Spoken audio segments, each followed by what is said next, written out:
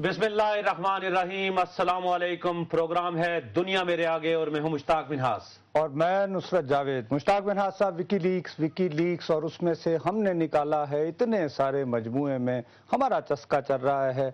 बदउन्वान और ख़तरनाक के दरमियान मुकाबला हो रहा है। दो हमारे मेन लीडर्स, आप उन्हें पसंद करें या ना करें, उनकी बारे में कुछ फिक्रों को लेकर हम खुद अपनी जो है अच्छी खासी जगहसाई करवा रहे हैं। बहरहाल उसको छोड़ो, लेकिन उससे ज़्यादा जो अहम बात है कि कल जो संजीदा किस्म के सहाफ़ी थे, तुम्हारे जैसे पकड़बाज नहीं और मेरे जैसे लापरवाह नहीं, उनकी बड़े अहम लोगों से कल मुलाकात हुई जो रात को 1:30 बजे के बाद तक जारी रही। वहाँ पे सिर्फ एक बात जो ज़्यादा खुलकर सामने आई है, सिर्फ वो फिगर तुम्हें बताना चाहता हूँ, उससे अंदाज़ा लगाओ कि पाकिस्तान के साथ क्या हो रहा है। कि पाकिस्तान ने 11.59 अरब डॉलर मांगे हुए हैं अमेरिका से, जिसमें से 9.47 बिलियन डॉलर्स चाहिए थे फौज के लिए जो सारे ऑपरेशंस किए हैं। और ये वो अभी तक जो है पाकिस्तान को 7.93 बिलियन डॉलर मिले हैं और उसमें से आर्मी को मिले हैं सिर्फ और सिर्फ 2 बिलियन डॉलर। जब भी कहा जा रहा है डू मोर, मेरा ख्याल था हमारे जो संजीदा लोग हैं वो इस पे गौर करके अंदाजा लगाएं हमारे पे कैसे प्रेशर हैं, लेकिन हम लोग अपने ऊपर प्रेशर्स को नहीं देख रहे। नित नई बातें हो रही हैं। अब जैसे और तो सारे मसाइल हल हो गए थे, तो अब एक सुन्नी लॉन्ग मार्च भी हो रहा जी हो गया और उसकी बिल्कुल 2 दिन लगा। और इस वक्त सुन्नी इत्तेहाद कौंसिल के चेयरमैन साहबजादा फजल करीम, जो कि MNA भी हैं, नेशनल असेंबली के मेंबर हैं, फैसलाबाद से हमें ज्वाइन कर रहे हैं। जी अस्सलाम वालेकुम साहबजादा साहब। वालेकुम अस्सलाम। साहबजादा साहब, बहुत बहुत शुक्रिया। मुल्क बड़े नाजुक हालात में से गुजर रहा है और आपने एक लॉन्ग मार्च भी किया। क्या मकासद हासिल हुए आपको? बिस्मिल्लाहिर्रहमानिर्रहीम। मैं आप दोनों साथियों के इंतहाई मशकूर हूँ। आपने दुरुस्त फरमाया कि मुल्क एक नाजुक तरीन सूरत हाल से गुजर रहा है और इस पाकिस्तान बचाओ मार्च के अल्लाह ताला के फजल करम से बड़े अच्छे नताइज जो हैं वो बरामद हुए हैं। इस खौफनाक सूरत हाल में, डराव और धमकाव की सूरत हाल में हमने अल्लाह ताला से अपनी मदद मांगी और पाकिस्तान बचाओ मार्च वो हज़रत बरी इमाम से शुरू किया और दादा दरबार आए। हमारे मकासद में एक मकसद ये था कि मुल्क अजीज़ पाकिस्तान में गुज़श्ता कई सालों से दहशत गर्दी, कत्लो कताल, खुदकुश हमले, टारगेट किलिंग्स पाकिस्तान के अंदर जारी व सारी थी। सुन्नी इत्तेहाद कौंसिल जब मार्ज़ वजूद में आई तो हमने मरकज़ी हुकूमत से और चारों सूबाई हुकूमतों से, गिलगित बल्तिस्तान की हुकूमत से ये मुतालिबा किया कि दहशत गर्दों के खिलाफ आप क्रैक डाउन नहीं साहब, आपकी दहशत गर्दी के खिलाफ जो आवाज़ है उसको सारे सराहते हैं, लेकिन आप खुद कह रहे हैं मुल्क नाजुक दौर से गुजर रहा है। जी जी। आपका इल्ज़ाम जो मैंने देखा बार बार आप तवातुर से लगाते रहे, आप कहते रहे कि यहाँ जो दहशत गर्दी फैल रही है वो फैल रही है कि इस मुल्क में डॉलर आ रहे हैं दहशत गर्दी फैलाने के लिए और रियाल आ रहे हैं। अब रियाल तो किसी मुसलमान मुल्क से आ रहे होंगे ना, तो इस तरह तो हमारी यकजहती कैसे होगी? मैं अर्ज करूँ, आपने बिल्कुल दुरुस्त फरमाया कि डॉलर आ रहे हैं और रियाल आ रहे हैं और कसीर तादाद के अंदर आ रहे हैं और बाद एक्सट्रीमिस्ट तंजीमों को वो तकसीम होते हैं और ताकि उनके पास इतनी रकूमत हो कि पाकिस्तान के अंदर किसी भी वक्त जो है वो लॉलेसनेस का मसला जो है ये पैदा करें। और ये आज से नहीं, हम एक मुद्दत से मुतालिबा करते चले आ रहे हैं कि बैरूनी मुदाखलत चाहे कहीं इस्लामी ममालिक से हो या मगरब से हो या अमेरिका से हो, इस पर गौर व खौज करना चाहिए और हुकूमत नहीं चले। इस्लामी ममालिक की तो हुई मुदाखलत, लेकिन साथ ही आप ये कह रहे हैं, देखिए जब से पाकिस्तान का क़याम अमल में आया है जनाब, तबलीगी जमात के इज्तिमा होते हैं। मैं तबलीगी जमात का कोई इतना बड़ा हामी नहीं हूँ, मैं वहाँ नहीं गया आज तक कभी इज्तिमा में, लेकिन वो भी एक रिवायत चली आ रही है, उसको आप क्यों रोकना चाह रहे हैं? देखिए जी, हम तो किसी ऐसे इज्तिमा को रोकना नहीं चाहते कि जिस इज्तिमा की वसादत से कोई ऐसी बात सामने ना आए जो मुल्क के लिए लॉलेसनेस का मसला पैदा हो।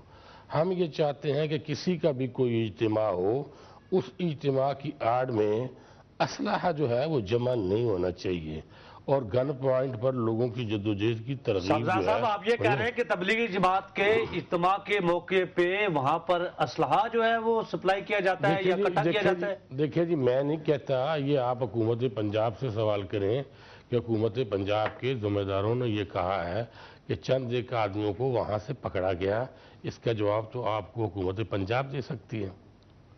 اچھا چلے، لیکن سازا صاحب ایک طرف ایک یہ بھی بات ہے، دیکھیے اسلام آباد میں ہر طرح کی باتیں ہوتی ہیں، بدقسمتی سے پاکستان میں شک شبے کا ویلا ہے، ہر چیز پر شک کیا جاتا ہے۔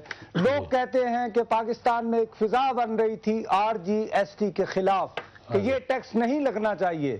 آپ نے ایک نیا دیوبندی بریلوی مسئلہ اکٹھا کر کے لوگوں کی توجہ بٹانے کی کوشش کی، اور اس میں کہہ رہے ہیں کہ شاید حکومت، مرکزی حکومت کا کوئی نہ کوئی اشارہ یا حمایت تھی۔ مجھے یہ حیرانگی ہے کہ ہمیشہ پاکستان کے اندر جب کوئی کام کیا جاتا ہے تو شکوک و شبہات کی نظر سے بعض آدمی دیکھتے ہیں، میجورٹی نہیں ہوتی۔ RGST کا جہاں تک تعلق ہے، میں نے گزشتہ 2 ماہ سے یہ کئی پریس کانفرنسز کی ہیں کہ یہ نہیں ہونا چاہیے۔ اب سیاستدانوں کا دورہ معیار دیکھ لیں اس کے اندر کہ پہلے وہ مخالفت کرتے ہیں، پھر مراعات حاصل کرتے ہیں اور پھر ٹیکسز لگاتے ہیں۔ یہی تو وہ ڈیول پالیسی ہے جس پالیسی نے پاکستان کو تباہی اور بربادی کے کنارے پہ جو ہے نا وہ پہنچایا ہے۔ آپ دیکھیں کہ ہمارے اخبارات کے اندر جو اشتہار آئے ہیں، ان اشتہاروں کے اندر یہ مہنگائی کا تذکرہ ہے، لالیسنس کا تذکرہ ہے، پاکستان کی اقتصادی صورتحال جو پتلی ہو رہی ہے اس کا مسئلہ ہے۔ ہم تو خود یہ چاہتے ہیں کہ RGST جو ہے یہ غریبوں پر، مزدوروں پر، کسانوں پر نہ لگائی جائے، ان افراد پر لگائی جائے جنہوں نے ملک کی دولت کو دونوں ہاتھوں سے لوٹا ہے۔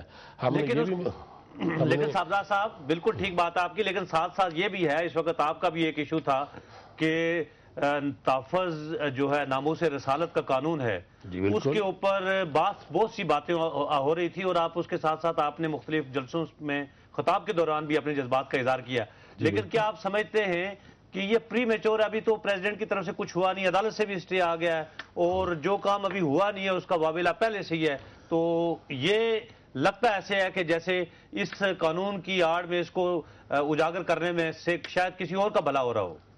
نہیں، میں عرض کروں، جہاں تک آپ نے یہ فرمایا کہ یہ کام ابھی ہوا نہیں، کام تو ہو گیا ہے۔ عدالت نے فیصلہ کیا تھا، گورنر پنجاب نے اس کے اوپر رد عمل دیا اور یہ کہا کہ میں نے تمام آرگومنٹس جو ہے نا وہ پڑھ لیا ہے، اور میرے نقطہ نظر کے مطابق اس عورت کو سزائے موت کا فیصلہ جو سنایا گیا ہے یہ غلط ہے۔ میں یہ سمجھتا ہوں کہ گورنر جو ہوتا ہے کسی بھی صوبے کا، یا چیف منسٹر جو ہوتے ہیں کسی بھی صوبے کے، یہ ذمہ دار آدمی ہوتے ہیں، ان کو ایسا بیان نہیں دینا چاہیے جس پر عدلیہ کے اوپر سے اعتماد جو ہے اٹھ جائے۔ ان کا یہ بیان عدلیہ کے اوپر عدم اعتماد تھا۔ ہاں، اگر وہ یہ سمجھتے تھے کہ یہ درست فیصلہ نہیں ہوا تو ہائی کورٹس کے دروازے جو ہیں وہ کھلے تھے۔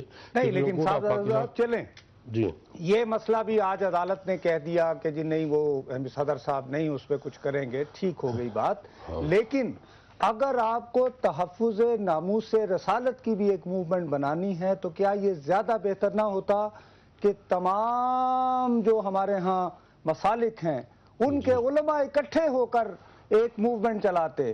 آپ کی تحریک جو ہے یہ کیا علماء کو اور مختلف مسالک کے درمیان بلکہ تقسیم کو زیادہ نہیں کر رہی ہے، کیونکہ فوکس زیادہ ہو رہا ہے بریلوی دیوبندی، بریلوی دیوبندی؟ بالکل نہیں، میں عرض کرتا ہوں ہماری تحریک کا مقصد اور ہمارے اشتہارات بالکل سامنے گواہ ہیں کہ یہ لانگ مارچ فرقہ وارانہ فسادات کے خلاف ہو رہا ہے، اور ہم یہ سمجھتے ہیں کہ جس کا جو بھی مسلک ہے وہ ان کو مبارک ہو۔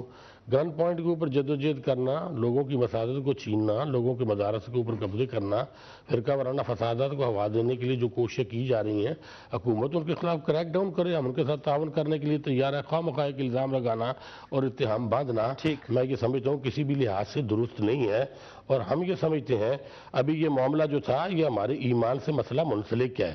سنی اتحاد کونسل کے اندر ہمارے سیکٹ کی 9 جماعتیں جو ہیں وہ شامل ہیں، اور ہم یہ سمجھتے ہیں کہ سربراہ مملکت کو یہ اختیار نہیں ہے کہ وہ سزا معاف کرے۔ جی، سزا معاف کرے۔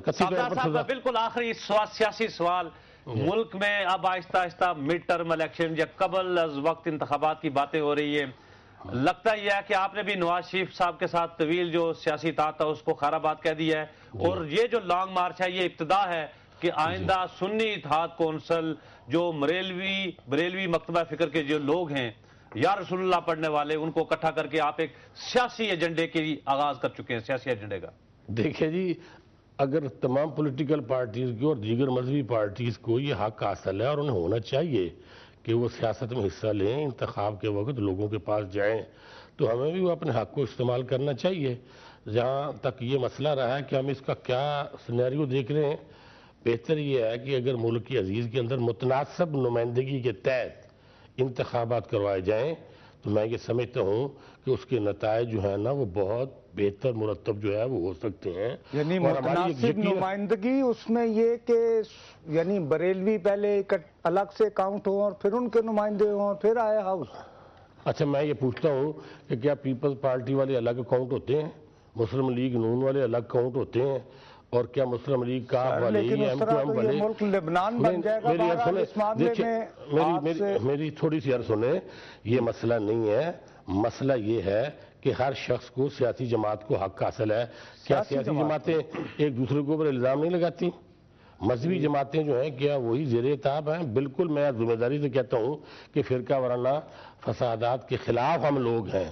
اور دیکھ لیں کل ہمارا جو پروٹیسٹ ہوا اس کے اندر 40 گھنٹے لگے، کہیں ایک جگہ شیشہ نہیں ٹوٹا، کسی کے خلاف نعرہ نہیں لگا، کسی کے خلاف کوئی ایسی اخلاق بڑے پرامن طور پہ صفدر صاحب آپ نے یہ اس کو مکمل کیا، اپنے مشن کو لانگ مارچ کے بہت بہت شکریہ، آپ نے ہمیں جوائن کیا، اور تقسیم در تقسیم نہیں ہونی چاہیے، ملک کو اتحاد کی ضرورت ہے۔ اب چلتے ہیں ایک وقفے کی طرف، وقفے کے بعد واپس آئیں گے تو ایک پاکستانی قبائلی صحافی کی بپتا آپ کے سامنے سنائیں گے آپ کو، اور جو امریکہ کے خلاف اپنے حق کے لیے کھڑا ہو گیا۔ آتے ہیں ایک وقفے کے بعد۔